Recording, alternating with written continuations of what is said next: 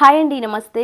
ఈరోజు మన కిచెన్లో ప్రాన్స్ బిర్యానీని చాలా ఈజీగా ఎలా ప్రిపేర్ చేసుకోవాలో ఈ వీడియోలో మీకు చూపిస్తాను. ఎక్స్ట్రా గ్రేవీ కూడా అవసరం లేకుండా మనం ప్రిపేర్ చేసే బిర్యానీతోనే హ్యాపీగా తినేయొచ్చు. ముందుగా ఈ బిర్యానీలోకి మసాలా ప్రిపేర్ చేయడం కోసం స్టవ్ మీద ఒక గిన్నెని పెట్టి కొంచెం నూనెని వేశాను. వీటిలోకి సన్నగా కట్ చేసి పెట్టిన ఉల్లిపాయ ముక్కల్ని వేశాను. 2 పెద్ద ఉల్లిపాయల్ని ఇలా ముక్కలుగా కట్ చేసి తీసుకోవాలి. ఒకసారి అంతా కూడా కలిపేసి 2 పచ్చిమిరపకాయలని ఇలా ముక్కలుగా కట్ చేసి వేసేయాలి. అలాగే కొంచెం ధనియాలని హోల్ బిర్యానీ మసాలా వేసేసి లో ఫ్లేమ్లో పెట్టి ఎక్కడ కూడా మాడకుండా కాస్త రంగు మారే వరకు ఫ్రై చేయాలి. ఇలా ఫ్రై చేసిన తర్వాత ఇప్పుడు ఒక 2 పెద్ద టమాటాలని తీసుకొని ఇలా ముక్కలుగా కట్ చేసి వేశాను. మనం ఇక్కడ ఈ బిర్యానీలోకి ఎక్స్ట్రా గ్రేవీ ప్రిపేర్ చేయట్లేదు కాబట్టి బిర్యానీలో కాస్త గ్రేవీ ఉండడం కోసం ఇలా టమాటాలని ముక్కలుగా కట్ చేసి తీసుకోవాలి. లో ఫ్లేమ్లో పెట్టి మెత్తగా ఉడికించాలి. ఇలా వీడియోలో చూపిస్తున్న విధంగా చక్కగా ఉడికించిన తర్వాత ఇప్పుడు స్టవ్ ఆఫ్ చేసేసి ఒక ప్లేట్లోకి తీసుకొని పూర్తిగా చల్లారిన తర్వాత పేస్ట్ పట్టుకోవాలి. నెక్స్ట్ ఇప్పుడు ఇదే కడాయిలోకి నీట్గా క్లీన్ చేసిన ప్రాన్స్ని తీసుకున్నాను. వీటిని మీడియం ఫ్లేమ్లో పెట్టి చక్కగా ఉడికించాలి. ఇప్పుడే వీటితో పాటే కొంచెం ఉప్పును వేస్తున్నానండి. మరీ ఎక్కువ వేయొద్దు. 1 స్పూన్ వరకు ఉప్పుని కొంచెం పసుపును కూడా వేసేసి అంతా కూడా ఒకసారి కలిపి మీడియం ఫ్లేమ్లో పెట్టి ఈ రొయ్యల్ని చక్కగా ఉడికించాలి. ఇక్కడ నేను కేజీ-పావు వరకు రొయ్యల్ని తీసుకున్నాను. అలాగే సేమ్ బియ్యం కూడా కేజీ-పావు వరకు తీసుకోవాలండి. ఇప్పుడు మూత పెట్టి వీటిని కొద్దిసేపు ఉడికిస్తున్నాను. ఇక్కడ చూడండి 5-10 నిమిషాలకే రొయ్యల్లో నుంచి నీళ్లు ఊరుతాయి. ఇప్పుడు నుంచి మూత తీసి మధ్య మధ్యలో కలుపుకుంటూ ఈ నీళ్ళన్నీ కూడా ఎగిరిపోయే వరకు ఇలా ఉడికించాలి. ఊరిన నీళ్ళన్నీ కూడా ఎగిరిపోయే వరకు ఉడికించినట్లయితే రొయ్యల్లోని నీచు వాసన రాదు. ఇప్పుడు స్టవ్ ఆఫ్ చేసేసి వీటిని పక్కన పెట్టేసేయాలి. నెక్స్ట్ ఇప్పుడు బిర్యానీ వండుకునే పాత్రలోకి తగినంత నూనెని వేస్తున్నాను. నూనె వేడైన తర్వాత ముందుగా ఉడికించి పెట్టిన రొయ్యలు వేసేయాలి. ఈ రొయ్యలని ముందుగా ఈ నూనెలో చక్కగా ఫ్రై చేయాలండి. ఇప్పుడు అంతా కూడా కలిపేసి మూత పెట్టి వీటిని మీడియం ఫ్లేమ్లోనే ఫ్రై చేయాలి, లేకపోతే అడుగంటుతుంది. రొయ్యల బిర్యానీని ఈ విధంగా ప్రిపేర్ చేసుకుంటే చాలా రుచిగా ఉంటుందండి. ఇక్కడ చూడండి లో ఫ్లేమ్లో ఒక 10 నిమిషాలు ఫ్రై చేసిన తర్వాత మళ్ళీ చూపిస్తున్నాను. ఇప్పుడు ఫ్రెష్గా దంచి పెట్టుకున్న అల్లం వెల్లుల్లి పేస్ట్ వేయాలి.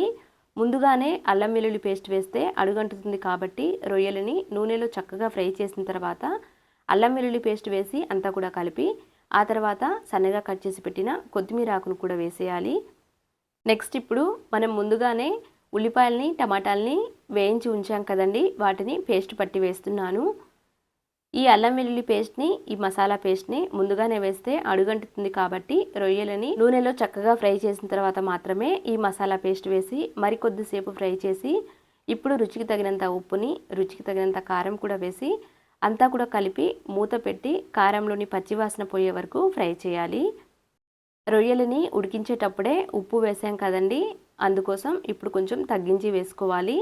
ఉప్పు కారం వేసి అంతా కూడా కలిపి మూత పెట్టి లో ఫ్లేమ్లో కారంలోని పచ్చివాసన పోయే వరకు ఫ్రై చేసి ఆ తర్వాత మూత తీసి అంతా కూడా మళ్ళొకసారి కలిపిన తర్వాత ఇప్పుడు గ్రేవీ కోసం కొంచెం నీళ్ళని వేస్తున్నాను. ఈ బిర్యానీలోకి ఎక్స్ట్రా గ్రేవీ ప్రిపేర్ చేయట్లేదు కాబట్టి ఇలా మసాలా పట్టిన మిక్సీ జార్లోకి కొంచెం నీళ్ళని వేసి ఆ నీళ్ళని ఇలా ఈ కూరలోకి వేసేయాలి. ఈ బిర్యానీలోకి ఎక్స్ట్రా గ్రేవీ ప్రిపేర్ చేయట్లేదు కాబట్టి ఇప్పుడే కొంచెం గ్రేవీ ఉండేటట్లు ఈ కూరని ప్రిపేర్ చేయాలి.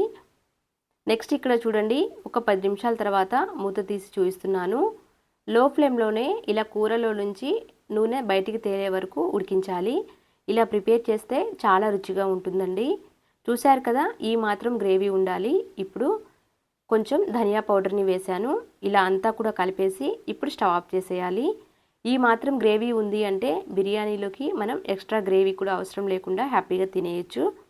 నెక్స్ట్ ఇప్పుడు పక్కకు పెట్టేసి ఇక్కడ చూడండి రైస్ వండటం కోసం ఎసరు పెట్టేశాను. ఈ నీళ్ళల్లోకి సన్నగా కట్ చేసి పెట్టిన కొత్తిమీర ఆకుని ఓల్ బిర్యానీ మసాలాని అలాగే కొంచెం కసూరి మేతిని అల్లం వెల్లుల్లి పేస్ట్ని రుచి తగినంత ఉప్పు వేసి ఇలా నీళ్ళని మరిగించాలి.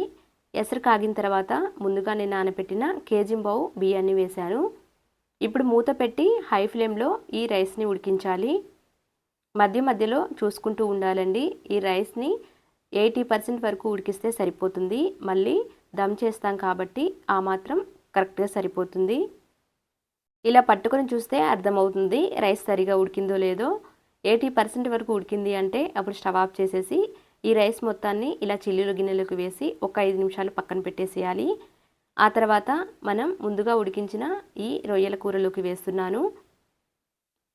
ఇలా వేసేసి పైనుంచి సన్నగా కట్ చేసి పెట్టిన కొత్తిమీర ఆకుని అలాగే బ్రౌన్ ఆనియన్స్ని వేసేసి మూత పెట్టి లో ఫ్లేమ్లో ఒక 10 నుంచి 15 నిమిషాల పాటు దమ్ చేయాలి. ప్రాన్స్ బిర్యానీని ఇలా ప్రిపేర్ చేస్తే చాలా టేస్టీగా ఉంటుందండి. ఇక్కడ చూడండి బిర్యానీ కంప్లీట్ అయిన తర్వాత చూపిస్తున్నాను. ఈ విధంగా ఉంటే ఎక్స్ట్రా గ్రేవీ కూడా అవసరం లేకుండా హ్యాపీగా ఇలానే తినేయచ్చు. చూశారు కదండి, ఎక్కువ మసాలా లేకుండా చాలా తక్కువ మసాలాతో సింపుల్ ప్రాసెస్తో బిర్యానీ ప్రిపేర్ చేశాను. ఈ విధంగా ప్రిపేర్ చేస్తే పిల్లల నుంచి పెద్దవాళ్ళు కూడా చాలా ఇష్టంగా తినేస్తారు. అంతే అండి. Thank you for watching.